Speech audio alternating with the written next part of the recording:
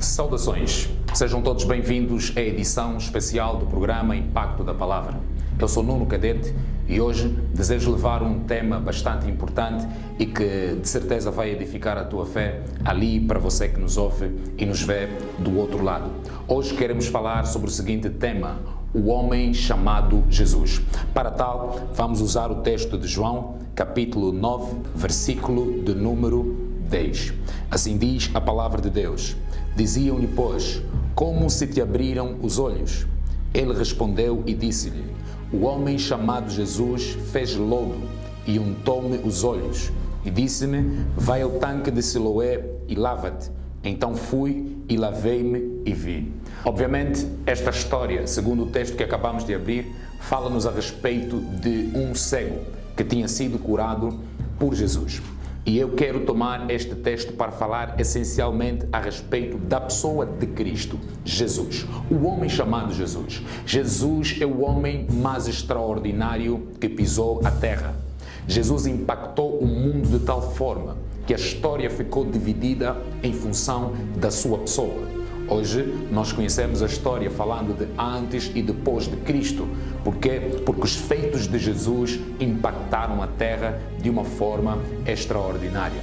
Jesus, o Filho de Deus, veio ao mundo como homem, fez-se homem, fadou-se as mesmas limitações, comeu as nossas comidas, viveu os nossos problemas e Jesus andou com os homens, visitou a casa dos homens, visitou a casa da sogra de Pedro. Jesus, um homem tão grande, tão importante, Jesus que era Deus, reduziu-se a esta dimensão humana. Mas o que mais me chama a atenção em Jesus era a qualidade das suas palavras, o impacto daquilo que ele falava.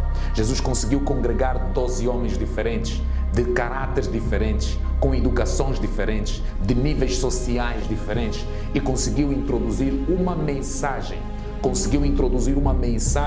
que mudou a vida destes homens. Uma mensagem que transformou-os radicalmente. Jesus pegou no cobrador de imposto e tornou-lhe um grande discípulo. Jesus pegou no pescador de peixes e tornou-lhe pescador de homens. Jesus era um homem extraordinário. Jesus é um homem extraordinário que impactou a vida de muitos, transformou-os para o melhor e tornou-os pregadores de uma mensagem que até hoje ecoa pelo mundo todo e tem impactado vidas ao redor do mundo. Certa vez, o Senhor Jesus, enquanto andava com os seus discípulos, Jesus dizia, olha, convém que o Filho do Homem padeça, seja posta a sua sepultura no lugar dos pecadores e ao terceiro dia ressurja dos mortos. Os discípulos, ouvindo isso, questionaram o mestre, mas o mestre fala de uma possível morte, o mestre fala que vai morrer. Os discípulos ficaram indagados e muitos não entendiam quando Jesus falava neste tom, Jesus usava estas palavras. Na verdade, Jesus estava a referir-se à sua morte. Logo, Jesus foi um homem tão grande que ele sabia que a missão dele na terra era morrer. Jesus nasceu com um propósito e o propósito dele era morrer. Então, grandes homens precisam entender seu propósito de vida, mesmo que seja morrer para o benefício e para o bem dos outros. Talvez seja por esta razão que os discípulos aceitavam ser martirizados, aceitavam morrer por Cristo, porque eles entenderam que o cristianismo é uma religião que pressupõe ou que necessita que cada um de nós morra para si mesmo, para viver para um plano maior. E esse plano é o plano da salvação, é o plano ligado ao reino de Deus. Jesus sabia que era morrer. Jesus fez grandes sinais por todo Israel. Jesus andou ressuscitando os mortos, dando vista aos cegos, como o caso do texto que abrimos. Jesus levantou paralíticos. Jesus era seguido por tamanha multidão que a certa altura Jesus foi capaz de transformar, Jesus foi capaz de multiplicar pães e multiplicar peixes para alimentar a multidão faminta que estava com ele. Só que se cumpriam os dias e Jesus tinha que morrer pela causa da salvação da humanidade. A Bíblia Sagrada diz que este homem tão extraordinário, tão seguido por multidões, passa por uma das maiores crises da sua vida. Jesus foi traído por Judas.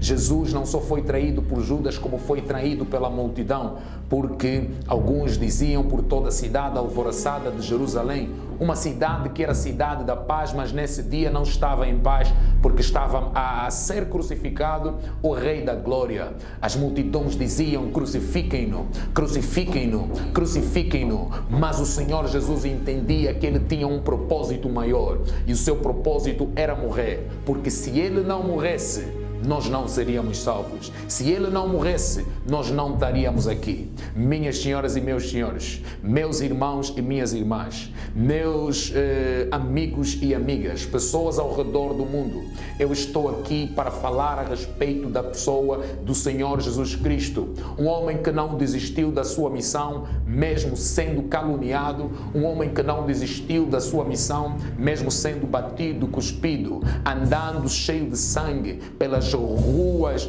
de Jerusalém, andando com uma cruz às suas costas e, por fim, sendo crucificado. Mas a maior glória da fé cristã consiste no facto de que Jesus sofreu, padeceu, mas por sua própria autoridade ele ressurgiu dos mortos. Tanto que na cruz, Jesus estando na cruz, a Bíblia Sagrada diz que estando ele na cruz, a morte não conseguiu tirar a vida de Cristo. A morte não conseguiu tirar a vida dele. Jesus, por sua própria autoridade, ele fez um favor à morte. Ele disse: Pai, em tuas mãos eu rendo meu espírito.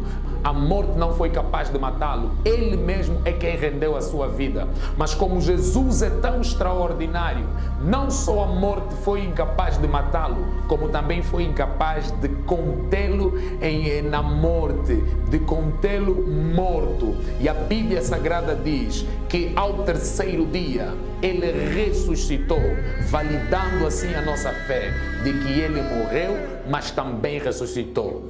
Amados em Cristo Jesus, aonde você estiver, receba esta palavra, receba Cristo em teu coração, receba o homem mais extraordinário que pisou a terra e viva a glória de ser um cristão, de ser um filho e filha de Deus. Que Deus em Cristo Jesus abençoe rica e poderosamente. Amém.